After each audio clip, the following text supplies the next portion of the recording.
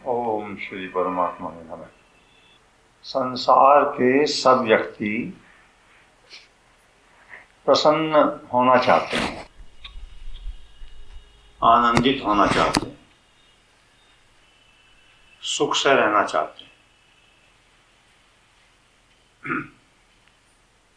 ये सबकी एक सामान्य कॉमन इच्छा है, सब चाहते हैं।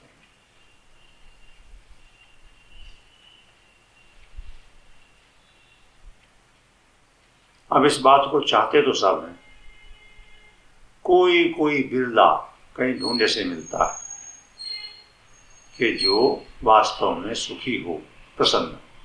वास्तव में सुखी और प्रसन्न उसे कहते हैं जिसके पास दुख और अप्रसन्नता कभी आए ही नहीं। ये कुछ समय के लिए तो लहर सब में आती है, कोई एक छोटी सी बात हो गई जो चाहते थे, अच्छी लगी, इससे मेरा मतलब नहीं है।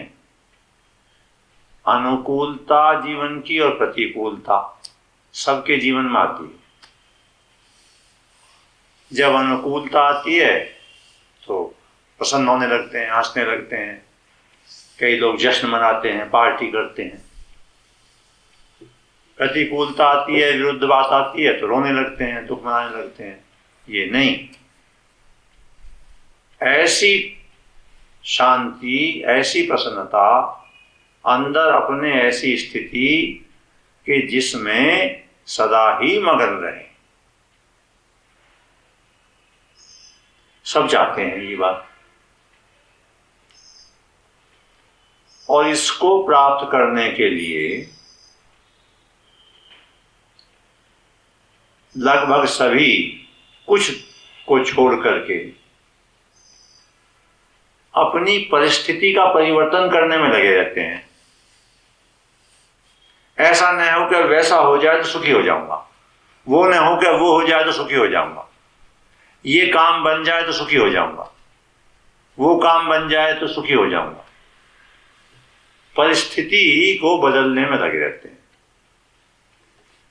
और जब तक परिस्थिति को बदल करके कोई सुखी होना चाहता है, ऐसा व्यक्ति सारे संसार में आज तक एक भी न सुखी हुआ, न है, न कभी होगा।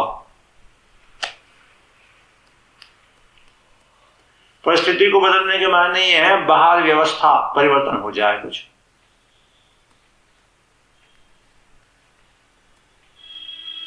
और ऐसा सुख जो कभी न जाए, जिसको आध्यात्मिक भाषा में कहते हैं आनंद, शांति, वो अंदर है, ढूंढ रहे हैं बाहर। ये है मनुष्यों का दुर्भाग्य। और ज्यादातर इसी दुर्भाग्य में उलझे हुए शरीर छोड़ देते हैं, मर जाते हैं। तो पहले तो वही सौभाग्यशाली हैं जिनको ये पता चल जाता है कि ये सदा रहने वाला जो सुख है, प्रसन्नता है, शांति है, ये बाहर परिस्थिति बदलने में नहीं है, ये अंदर है हमारे। जब ये मालूम हो जाता है तब फिर वो आध्यात्मिक यात्रा पर चलना आरंभ करता है। भगवान अंदर हैं, आत्मा का ज्ञान अपने अंदर होता है, पहले शांति अंदर है। अच्छा, कोई ये चाहे कि संसार की घटनाएं उसके मन के अनुकूल होती रहें, ये महामूर्खता की बात है। यद्यपि ऐसा ही अधिकतर चाहते हैं, इसलिए अधिकतर महामूर्ख ही मानने चाहिए। इसी मूर्खता में उलझे हैं। जैसा मैं चाहता हूं वैसा हो जाए। किसी संत ने कहा है, अरे मन की चाह तो राम जी के बाप की भी नहीं हुई, दशरथ की, तुम्हारी क्या होगी? दशरथ कब चाहते थे राम जी चला जाए, बेटा चला जाए बन, उन्हीं की नहीं हुई। कहां भटक रहे हो इसमें? तो संत महात्मा महापुरुष ये कहते हैं, भाई इसका रास्ता दूसरा है।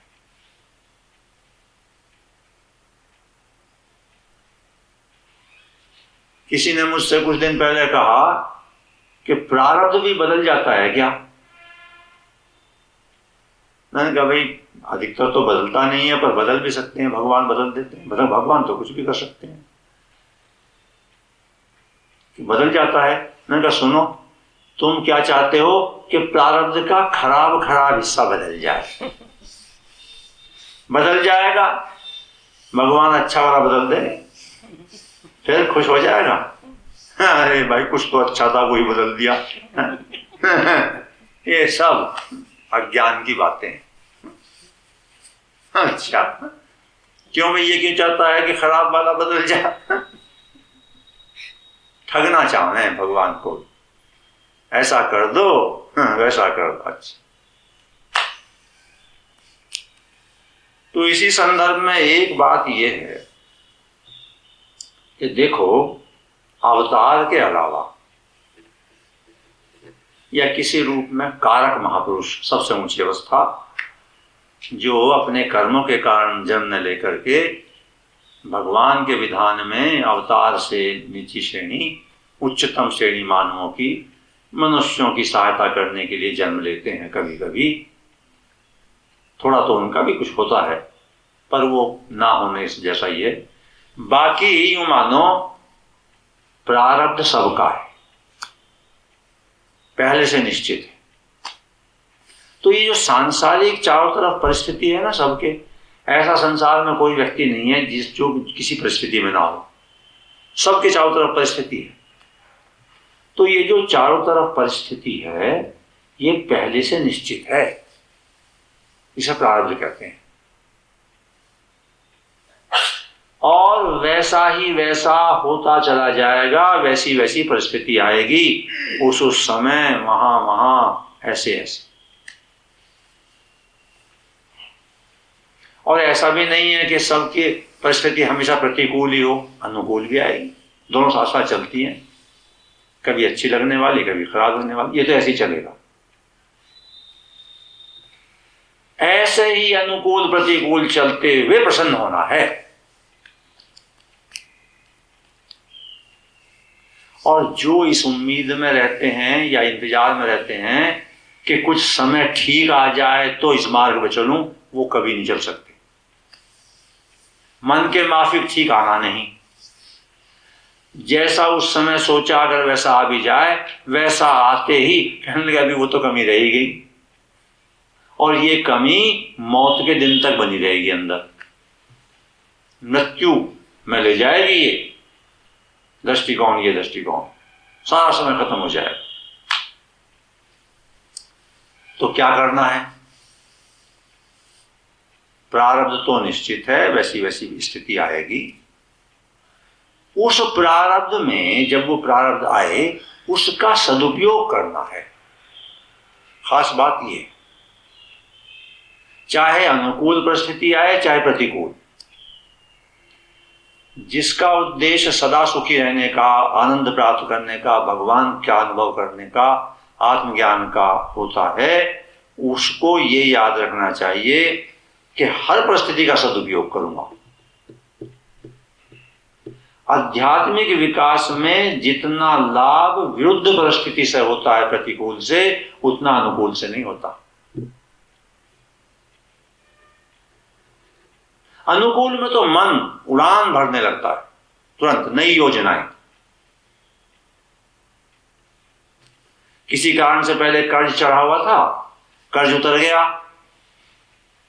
चलो 1 लाख 2 लाख जुड़ भी गए। उस समय, कर्ज के समय ये था कि कर्ज उतर जाए तो फिर भजन के अलावा कुछ नहीं करूं। अब जब उतर गया, 2-4 लाख जमा हो गए, अब बात तो हो गई वो, लेकिन अब क्या कहता है, 2 लाख का आजकल क्या मायने इस जमाने में 2 लाख की बात करना तो बिल्कुल बेकार है। अच्छा, तेरे पर 10 अरब हो जाएंगे, तू ऐसे ही कहेगा, और तुम मरेगा ऐसे ही कहता कोई नहीं। अरे जिस समय कर्ज है, प्रतिकूल परिस्थिति है, उसमें थोड़ी अकल ठीक रहती है। एक तो सपने ज्यादा नहीं बनाता दुनिया के। अच्छा, एक मुसीबत में ही सही कभी कभी ये कहता है, हे प्रभु कब इस संकट से निकालोगे? प्रभु को कहा तो सही। जब बहुत अनुकूल परिस्थिति आ गई है, अच्छी अनुकूल आ गई, तो फिर पेरिस जाऊं, फिर लंदन भी घूमाऊं, आदि आदि। आज खैर, मेरा कहना यह है, परिस्थिति कैसी भी हो उसका सदुपयोग। हाँ, और अनुकूल परिस्थिति में अगर किसी का सौभाग्य जाग गया भगवत भजन करने का, तो फिर कहना ही क्या है, फिर तो आनंद आ जाए जल्दी। क्योंकि अनुकूल परिस्थिति में मनुष्य का मन भोगों में जाता है, भोग और संग्रह, और अनुकूल हो जाए, और अधिक पैसा आदि हो जाए, नाम हो जाए, बहुत अनुकूल हो गई। कई ऐसे मित्र हैं यहाँ भी और कई जगह, बड़ी अनुकूल परिस्थिति थी, भगवान ने उनको बचा लिया कई झंझटों से। जैसे मुझे याद आए, किन्हीं की बहुत अनुकूल परिस्थिति थी, बहुत पैसा आदि सब कुछ, सम्मान भी, उनको ऑफर हुआ उस वक्त की रूलिंग पार्टी से कि आप यहाँ से खड़े हो जाओ एमपी के लिए। ये भगवान की कृपा हुई उन पे। वो कुछ मुझसे सलाह करते थे, वो मुझसे आए कैसे ऐसा हो रहा है, वो टिकट मिल रहा है जिसके लिए लाइन लगती है वहां दिल्ली, बहुत वर्षों की बात। मैंने चूंकि निकट संबंध था, मैंने कहा तुम एक बात बतलाओ। कि जी हाँ। मैं पहले तो बात ही बताओ कि सलाह करने आए हो, आज्ञा मानोगे? जो सलाह वाला में ज्यादा देता नहीं, सलाह का फायदा क्या, मेरी सलाह उसकी सलाह, उसकी सलाह उसकी सलाह, सलाह सब, मेरे पास इसका टाइम नहीं है, व्यर्थ की बातें। खैर उनका भाव तो कहने में तो आज्ञा मानूंगा। मैंने कहा आज्ञा मानोगे तो फिर एक बात सुनो, तुम्हारा इरादा इस जन्म में नरक में जाने का या स्वर्ग या और उत्तम बात भगवत प्राप्ति? कहने में तो भगवत प्राप्ति। मैं कहा तो ऐसे नरक का काम करना ही मत, ये टिकट लेने का, फंस जाएगा। मेरा मतलब ये नहीं है कि जो सारे इलेक्शन लड़ते हैं वे सब गलत ही काम करते हैं, नहीं नहीं नहीं, उनकी स्थिति, मैं तो उनकी स्थिति देखी, तू फंस जाएगा, समझे? अच्छा खैर, तो भाई सदुपयोग करना है। जब अनुकूल परिस्थिति हो तो सेवा दूसरों की, जिस बात में अनुकूलता है उस बात में दूसरों की चुपचाप बिना प्रदर्शन के सेवा, तन से, मन से, धन से। प्रतिकूल परिस्थिति आए तो प्रतिकूल परिस्थिति बदल दे इसकी प्रार्थना अगर ना हो भगवान से, तो तब जाओगे, और तब में भजन ज्यादा होता है, बहुत भजन होता है, भगवान का स्मरण होता है, मैल छूट जाते हैं। और प्रतिकूल परिस्थिति में एक बड़ा भारी गुण ये है, हमारे पुराने पाप नष्ट होते हैं। ये खास बात है। जब भी प्रतिकूल परिस्थिति किसी पाप के कारण आती है, पहले हमसे दुष्कर्म हुआ, गलत काम हुआ, इसलिए विरुद्ध परिस्थिति आई, तो वो पाप नष्ट हो रहे हैं, और अनुकूल परिस्थिति में पुण्य नष्ट होते हैं।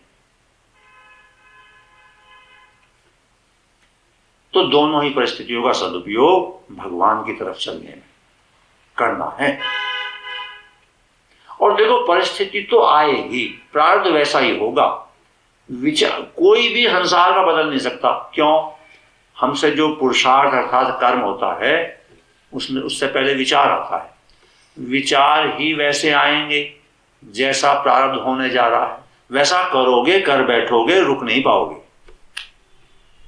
बाद में कई दफे भले पश्चाताप हो कि अरे ये क्या गलती कर दी, लेकिन वो तो होनी थी उस तरह से,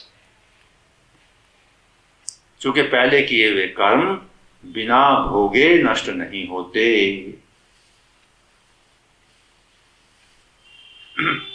ना भुक्तम क्षीयते कर्म कल्पकोटि शतयपि, करोड़ों कल्प भी बीत जाएं तो भी कर्म बिना भोगे नष्ट नहीं होंगे, वो तो होगा प्रारब्ध वैसा वैसा।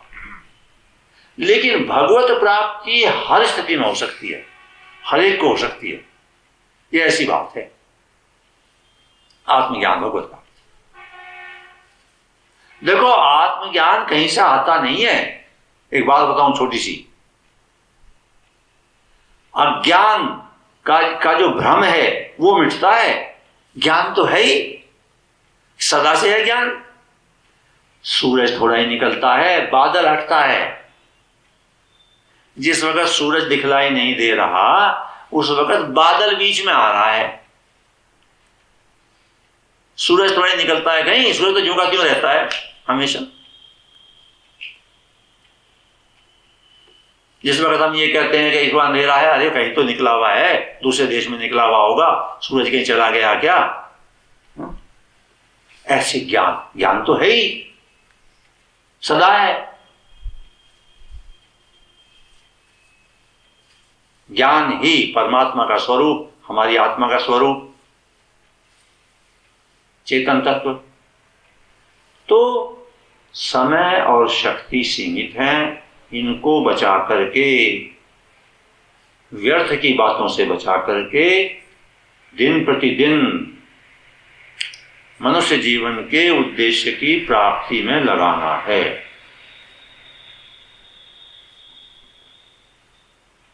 और हमेशा बताता हूं, अनेक बार बताया, आगे भी बताता रहूंगा, इस बात को करने के लिए कोई काम छोड़ने की जरूरत नहीं। जो काम मिला है उसे करते रहो, व्यापार करते रहो, नौकरी करते रहो, घर में माताएं बहनें जो भी काम है घर का काम करते रहो उसी तरह से। क्यों? उससे संबंध नहीं है आत्मज्ञान भगवत प्राप्ति का, अंदर से संबंध है। सब कुछ अंदर है। ये मार्ग हमारे महापुरुषों ने बताया, यही मार्ग गीता बता रही है, भगवान ने बताया। अगर युद्ध क्षेत्र में ज्ञान हो सकता है तो कहां नहीं हो सकता? बोलो भाई, युद्ध क्षेत्र से ज्यादा कर्म कहीं है ही नहीं। और विभत्स कर्म मारने का, मरूंगा और मारूंगा। भगवान ने आखिर में 18वें अध्याय में जब अर्जुन से पूछा कि भाई तेरी बात समझ में आ गई, सब कुछ हो गया क्या? लाभ तो अंत में उसने नष्टो मोह स्मृति लब्धा तद प्रसादाद में अच्युत गत संदेह स्थितो अस्मि करिष्ये वचनम। नष्टो मोह, मोह नष्ट हुआ। अर्जुन स्वीकार कर रहा है ज्ञान की बात। मोह ही तो नष्ट होना है। मोह किसे कहते हैं? बात कुछ है, समझ कुछ रहे हैं, ये मोह है। सच्चाई कुछ है, समझ कुछ रहे हैं, ये मोह है। हर जगह सच्चाई तो एक ही है, परमात्मा देव है सब जगह, समझ रहे हैं कुछ और वो जो समझ रहे हैं वो भी गलत नहीं है। व्यवहार के लिए, सांसारिक व्यवहार के लिए, मामा फूफा पति पत्नी, वो व्यवहार के लिए, वो ट्रेनिंग पीरियड है, वो भी ठीक है। लेकिन जब उसमें जाएंगे परम उद्देश्य में, तो ये मोह नष्टो मोह स्मृति लब्धा। अर्जुन उत्तर देते हैं, याद आ गई। काहे की याद आ गई? पहले याद उसकी आती है जो पहले से हो। तो ज्ञान पहले से था, याद आ गई, मैं आत्मा हूं, शरीर नहीं। सब भगवान करते हैं, आप भगवान हैं, बिना मतलब कि हाय हाय कर रहा हूं, सामने तो भगवान बैठे हैं, बक बक बक बक कर रहा हूं कितनी देर से। याद आ गई। कैसा आई? त्वत्प्रसादात्, आपकी कृपा से, गुरु की कृपा से। जो शिष्य बन गया था उसने कहा, गीता में है। हाँ, कहा तो कई बार। शुरू में कहा, शुरू में ऐसा कहा, ऐसे शुरू में कहते हैं, शुरू में ये कहा कि मैं तो आपका शिष्य हूं और बताओ मैं क्या करूं। लेकिन अभी क्या कहा? कहने देखो जी बात सीधी है, लड़ना तो मुझे है नहीं, ये रखा गांधी, मैं तो पीछे बैठूं। भाई कमाल का शिष्य है।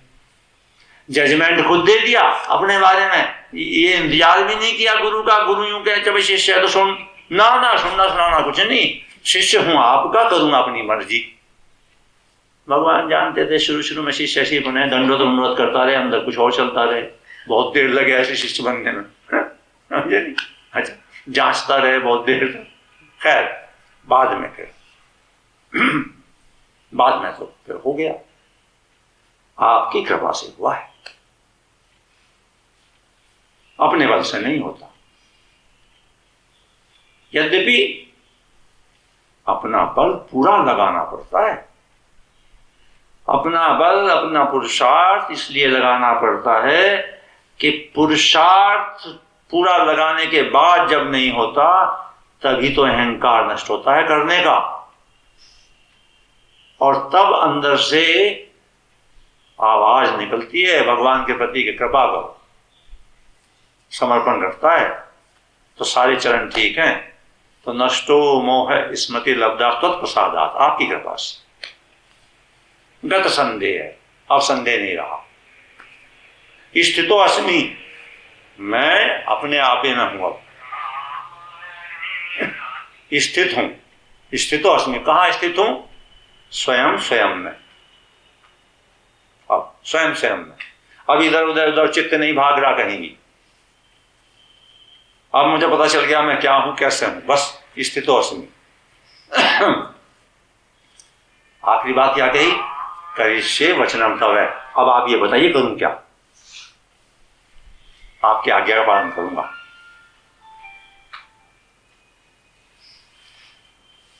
तो देखो ऐसा है, जिनकी बात समझ में आ जाए, खूब आराम से तो संसार का काम करो, खूब आराम से। होगा तो वही जो होना है। हाय हाय क्यों कर रहे हो? मेरा मतलब है?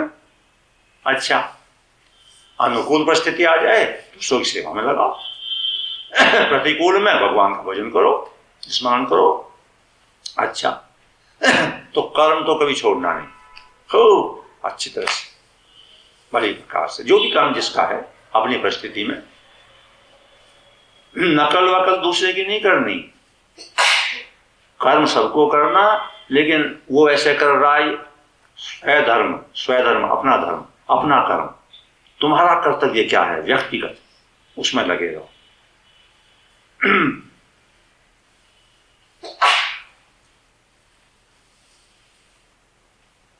पूरी तरह से कर्म सारा, आश्रय भगवान का।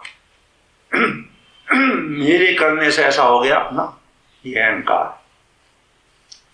करना पूरी तरह, भरोसा भगवान। ये अर्थ है वो जो 18वें अध्याय के 66वें श्लोक में है, सर्वधर्मान परित्यज्य माम एकम शरणम व्रज। सब उपदेश का जो आखिरी श्लोक है 18वें अध्याय का 66वां, उसका सर्वधर्मान परित्यज्य, सब कर्तव्य कर्मों को छोड़ छाड़ के मेरे शरण आ जा। उसके मायने ये नहीं है अरे सारी गीता में तो उपदेश कर्म करने का दिया, बाद में यूं कैसे कर देंगे सब काम छोड़ छाड़ के मेरे शरण आ जा। कर्तव्य कर्म, कर्तव्य तो करना है। कर्तव्य करने मात्र से शांति मिल जाएगी, सब कुछ हो जाएगा, ऐसा नहीं। सब कर्मों का आश्रय छोड़ के भरोसा करना, पूरा भरोसा मेरा।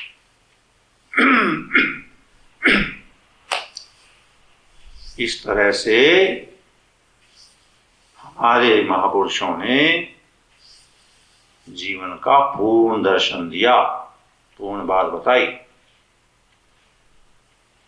इसलिए जो प्राचीन शुद्ध रूप में संस्कृति है हमारी, उसमें दोनों बात दी, अभ्युदय निश्रेयस।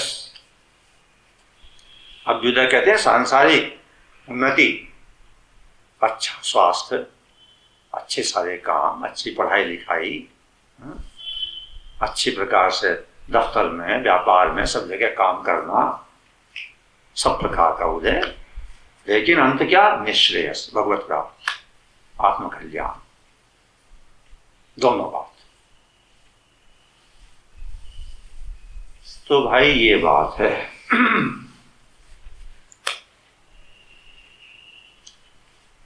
जिसको समझ में आ जाए भाई करो, नहीं समझ में आ रहा जो मर्जी है वो करते रहो।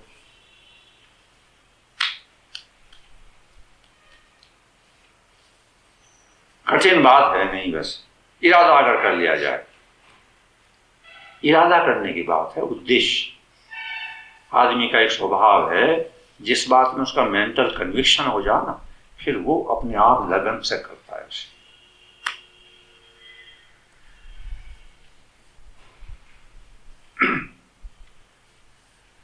मेरी अपनी ये राय है, हमेशा रही, अब भी है, कोई बाबा जी बनने को कहे ऐसी गलती मत कर बैठना।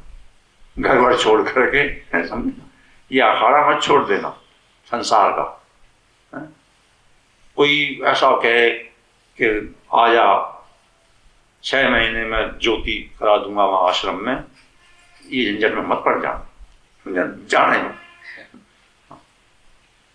परम ज्ञानी परम योगी कहे महाराज बस यही ठीक है, अंधेरे में रहना ठीक है, यही मतलब इस हाय तौबा में रहो।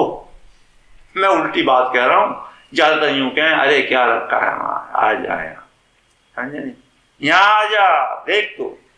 अरे ऐसा, और वहां जाकर के कुछ दिन मिले शांति वाली थोड़ी सी, क्यों वो तो यहाँ वहां चेंज हो, एटमोस्फेयर चेंज हुआ है कुछ दिन तक, और बस लेकिन फिर समस्या पैदा हो जा, समस्या तो होगी, समस्या तो अंदर है ना। मेरा ये कहना ना, यहीं डटे रहो इस रण क्षेत्र में, तू मैं के बीच, तू मैं चलने दो, तुम्हारा हाय तो बड़ा कैसी क्या हो गया है? ये चलते ही रहते हैं जगत संसार की छोटे मोटे बात। अरे इनमें कुछ रखा थोड़ा ही है, उसने ये कह दिया, ये कर दिया, वो कर दिया, आपस में घर में हो जाए, ये खुश है नाराज, तमाशा देखते रहो, क्यों हाय तौबा में ज्यादा घबराते हो, डटे रहो इसके बीच में। भाई मैं तो देखो ऐसी रहा, अब ये आयु आ गई करते करते हम तो आनंद रहा। अरे ऐसा थोड़ा ही है कि परिस्थितियां नहीं आती हैं, सबके में आती हैं, हमारे भी खूब आई, कोई बात, वही गीता में दिखा मिला, जो मैं बता रहा हूं वो गीता बता रही है। स्वामी जी महाराज वही बता रहे हैं, हालांकि सन्यासी थे। सन्यासी की भी बात मैंने अभी आज किसी को बताई थी, फिर दोबारा बताता हूं। किसी ने महाराज से ये पूछ लिया कि महाराज आप, चूंकि वो सबको यूं कहें घर का काम करो और वहां जा, और गृहस्थियों को बहुत उपदेश उनके परे पड़े, गृहस्थियों के मतलब की बात है सारी, है सन्यासी। किसी ने ये पूछ लिया उनसे कि महाराज फिर आप सन्यासी क्यों बने, बाबा जी क्यों बने? जब तक वो उत्तर न देते अगर पता ही नहीं चलता, तो कहने लगे भाई मैं नहीं बना, मुझे तो मेरी माँ ने बना दिया हाँ, कहा क्या, अरे भाई माता पिता बहुत धार्मिक थे, अति, संतान कोई हुई नहीं, तो दोनों ने ये वो कर लिया संकल्प कि हमारा संतान हो जाए तो पहली संतान गुरु के चरणों में दे देंगे भेंट। महाराज पहली संतान हो गए तो 4 साल के बच्चे को माँ आ करके वहां बीकानेर के पास में रामाश्रय जो भी था उनका गुरु का स्थान, माँ आकर के भेंट कर दिया। तो महाराज ने कहा भाई 4 साल के को तो मुझे माँ छोड़ गई, उसने कृपा करी मेरे पर, छोड़ गई तो वो तो गुरु भी कोई महान ही होंगे, उन्होंने कहा भाई यार छोड़ मत, और छोड़ गई तो छोड़ ही जा, कहने वो छोड़ दिया। अच्छा, गुरु महाराज ने पालन पोषण करा, बड़ा किया, पढ़ाया, संस्कृत के महान विद्वान हो गए। फिर उन्होंने देखा कि भाई ये तो इस लायक है, उन्होंने सीधा ब्रह्मचर्य से संन्यास में कर दिया। तो महाराज ने कहा मेरी क्या दोष है इसमें, जब मैंने कुछ करा ही नहीं मैं कहाँ बन गया मैं तो कुछ भी नहीं बना, जैसा कर दिया। महाराज ने एक जगह ये बात कही, कई जगह कह रखी है, महाराज ने ये कहा एक जगह तो इतनी उस तरह से कह रखी है कि ये प्रवचन देना सबसे बेकार काम है हाँ, समझे? अरे ये तो बहुत ही गलत काम है, गंदा काम बता रखा, और ये प्रवचन देने वाला डूब है ज्यादातर। मैं भी कई दफे कहा ये बड़ा खतरनाक, यहाँ बैठना बहुत खतरनाक मामला, ये बहुत यहाँ बैठने में कोई खतरा नहीं, इसलिए जब मेरा मौका मिला है मैं कहीं बैठ जाऊँ वहां जाकर, मगर यहाँ पर अब भगवान बैठा मैं तो क्या करूं, मुझे भगवान ने बैठा रखा, मैंने कभी आज तक मतलब ही नहीं मेरा है। अब यहाँ लोग ये आने लगे, होने लगा, जो भी था भाई, अब बैठा मैं तो भाई भागना भी नहीं, क्योंकि ये भी सिद्धांत है कि जहाँ भगवान बैठा है वहां से भागेंगे भी नहीं भाई अच्छा, बैठने की इच्छा नहीं तो भगवान बैठा रहे तो हिले भी ना है वहां से अच्छा, तो महाराज ने ये कर रखा कि प्रवचन देना।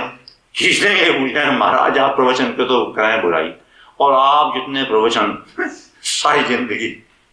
तो तब महाराज ने रहस्य खोला कि अरे भाई मुझसे वो सेठ जी वचन ले गए फिर बाद में, पहले किसी और ने बताया, क्या बात बताई, बाद में बताया कि मुझसे वो सेठ जी वचन ले गए कि ये सत्संग बंद नहीं करना। सेठ जी के प्रति महाराज का वैसा भाव था, गुरु भाव, जयदयाल जी गोविंद का महाराज तो ये छिपी हुई बात हो महापुरुषों के अंदर, समझे ना। अच्छा खैर, कुछ बनाओ मत, जो भगवान ने बनाया ठीक है ना। ये बहुतों को ये बड़ी ललक उठे, खासतौर से बाद की एज में सन्यासी बनने की है। नाम बताना तो ठीक नहीं। मैं कहीं गया, ऐसे कई किस्से देखे मैंने। मैं कहीं गया किसी मेडिकल कॉलेज में साधकों के पास, खैर वो डॉक्टर से सत्संग हुआ, जो भी हुआ। एक डॉक्टर, बड़े प्रसिद्ध डॉक्टर, तो बड़े ऊंचे स्तर के, वो सब बात, किसी ने कोई बात पूछी। जब उन्होंने शुरुआत करी तो पहला सेंटेंस कहा कि देखो जी मैं तो कुछ जानता नहीं। और मैं कहा ये खतरनाक ये खतरनाक है क्यों?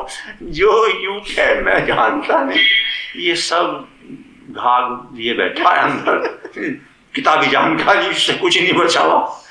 अच्छा मुझे देखो जी मुझे तो कुछ जानता नहीं, पर बात छेड़ दी। मैं चलो फिर बात में तो भंडार अध्ययन का। आखिर में उनको मुझे ये उत्तर देना पड़ा, मैं डॉक्टर साहब मजबूरी में क्या करा जाए, मुझे ये कहना पड़ा, मैं डॉक्टर साहब एक मैं निवेदन करूँ, कहूँ हाँ किसी बात का उत्तर। मैं कहा बिस्तर में लेट करके तैरना सीखा है आपने? बिस्तर में लेट के कोई सीखे? जब मैं तालाब में तैरूंगा पानी यहाँ को निकाल दूंगा, वहां को निकाल दूंगा, अच्छा ऐसे पैर यूं मारूंगा, 20 साल सीखता रहिए, तालाब में जाती डूबेगा। अच्छा वो चुप हो गए। मैं कहा ये चोरी की बातें हैं, किताब पढ़ करके शुरुआत में से मैं जानता नहीं, सब जाने पूरा। वो मुझे बाद में पता चला वो फिर सन्यासी होगी बाद में, अब उनका शरीर पूरा हो गया। अच्छा वो साधक मुझे भी पता इसलिए चल गया, वो साधक मेरे पास पत्रिका भिजवाते थे अपने, उसकी वो आती रहती थी। खैर उसमें था, वो सन्यासी हो गए। सन्यासी क्यों हो गए? अब वो ये ख्याल हुआ कि अब सारा काम तो निमट गया, रिटायरमेंट और वृद्धावस्था, अब आखिर में मुक्ति मिल जाए और सन्यासी तो हो जाए। एक व्यक्ति, कुछ उनका कर्म दूसरा था, एक व्यक्ति ऐसे वहां स्वामी जी महाराज के संपर्क में लंबे टाइम रहे। वो डॉक्टर, जब जानते हैं डॉक्टर सोनी, हमारे साथ कई बार मिले भी हैं। पहले वहां रहे, फिर ये चर्चा चल गई लोगों में, चूंकि महाराज यूं कह देते भाई ये बात तुम सोनी से पूछ लो, है ना। वो अच्छा बताते थे, सबश था सिद्धांत। अच्छा फिर ये चर्चा चल गई बहुत लोगों में कि महाराज के बाद इनको ही सौंपेंगे गद्दी वद्दी। अब गद्दी तो सौंपे, हमारे घर गद्दी थी ही नहीं। अच्छा कभी कभी मेरे साथ संपर्क में जो है ना, हमारे साथ इधर उधर, हमारे तो सब गैस थे, सब काम करने वाले हैं, पर मुझे आगे कभी कभी सूचित कर दें कोई शादी का था, यूं क्या वो मेरा फलाना रिश्तेदार यूं कह रहा था, अगर अच्छा और तो बात सब ठीक है, ये तो बताओ तुम्हारे गुरुजी गद्दी कैसे देंगे? चूंकि जो उसके तत्वदर्शी है ना, वे तो तत्व का दृष्टि रखे, ये तो बात होगी ब्रह्म ज्ञान की, ये तो गद्दी। अच्छा मैंने कहा भाई उनसे एक जवाब दे दिया करो कि गद्दी तो जब नहीं जब गद्दी हो, गद्दी है ही ना है, गद्दी का है कि हम तो यहाँ यूनिवर्सिटी में पढ़ा हूँ, यहाँ आ जाऊँ तो मैं बात बता रहा हूँ। अच्छा खैर वो फिर महाराज ने वो तो महापुरुष, वो भ्रम किस दिन तोड़ दिया उन्होंने। वहां ये किसी दिन जब ज्यादा भ्रम फैल गया कि इनको सौंपेंगे, महाराज ने कभी किसी उसमें ये कह दिया भाई सुंदरलाल सोनी से हमारा कोई मतलब नहीं। भाई डॉक्टर स्वामी भाई हमारा कोई मतलब ना है भाई। झंझट हुई थी। फिर वो सन्यासी हो गए, बगले कपड़े पहन लिए, जर्मनी हो आए, ऐसा मैंने सुना। एक बार दर्शन मैंने भी किए, लेकिन बाद में कुछ कृपा हुई, मैं कृपा मानूं, बाद में उन्होंने वो कपड़े उपड़े भगवे उतार दिए और कहते हैं कलकत्ता में फिर दोबारा से अपने क्लिनिक में चले गए, और फिर अपना ऑपरेशन करने लगे। बात समझ में आ गई। ये मैंने इसलिए बताई, ऐसी गलती मत कर देना, जहां काम कर रहे हो वहीं मतलब वो भी भूल सी हुई, बीच में कोई संस्कार होगा। खैर चलो बहुत सी बात बता दी, सीधा रास्ता पड़ा है। मेहनत ईमानदारी से मिला हुआ कर्म करते रहो, भगवान का स्मरण करते रहो, समझे ना। और कुछ कामों में बेईमानी करनी पड़ रही हो मजबूरी से, चाहे अपनी कमजोरी या जो भी कहो, है तो कमजोरी, कुछ करनी पड़ रही हो तो कम से कम ये अंदर जरूर जानते रहो कि ये बेईमानी कर रहा हूं। जस्टिफाई मत करना उसे। ये जानने से एक दिन वो छूट जाएगी। छोड़ देना उसको, सब छूट करके बस भगवान की कृपा का अवतरण हो जाएगा। हो ही रहा है हर समय।